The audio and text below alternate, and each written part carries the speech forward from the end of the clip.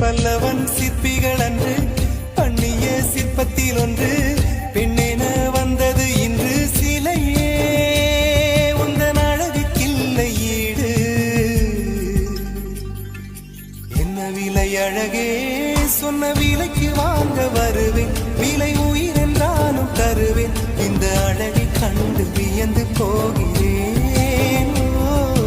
மொழி இல்லாமல் ஒரு மொழி இல்லாமல் மௌனமாகிறேன்.